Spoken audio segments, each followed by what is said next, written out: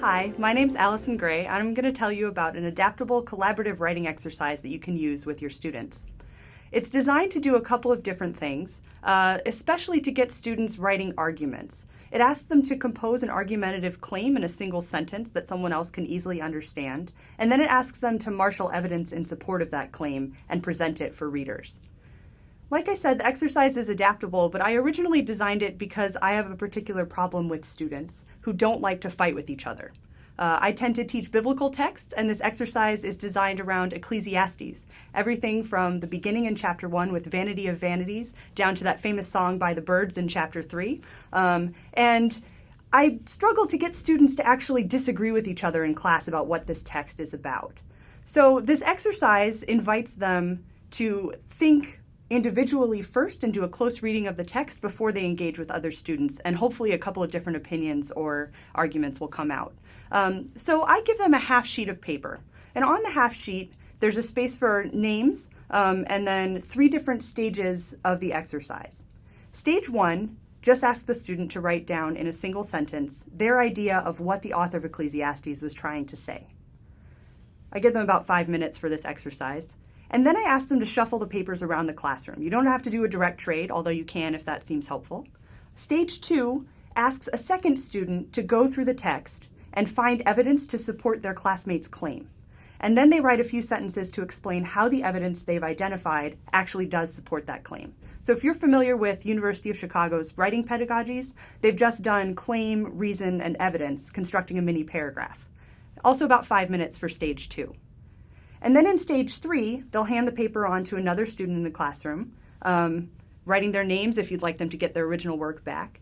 And stage 3 asks them to write a completely separate short paragraph. So I leave about 10 minutes to do this stage of the exercise. In stage 3, the question will say something like, what claim and evidence do you see above? And then, what other claim or idea could the author of Ecclesiastes be making?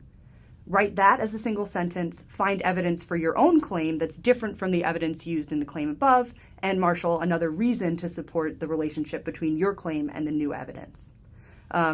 Normally what happens is that I can then use this after 20 minutes to start a really good conversation just by asking, what was one of the arguments that you saw on your paper that surprised you? Did somebody come up with an interesting interpretation that you didn't see when you read the text? So, helpful for discussion. It can also be helpful for composition. As you see, your students just wrote miniature paragraphs. So if you've had them do larger chunks of reading, it doesn't have to revolve around a close reading, but they could be asked to make arguments about a whole series of texts or put 2 texts in conversation. This can also be helpful for paper revisions for students. You've got them looking at various kinds of texts for close reading. This could be another student paper. So you ask them to explain, what do you think this student is arguing? What evidence have they presented? How good is the relationship between the evidence and the claim? I also think it would be really fun, though I haven't tried this yet, to use an alternative kind of text. What if you show them a piece of art in the classroom? Or what if they listen to a piece of music and then have to do this interpretive process? It gets them away from the problem of being concerned that their interpretation is just an opinion. It lets them see that what they can gather are pieces of evidence that other students can read and see as valid arguments. And so it can create a lot of confidence for students who are maybe new at reading classical texts, new at reading religious texts that they're afraid to interpret, new at talking in the classroom with people who might have different opinions.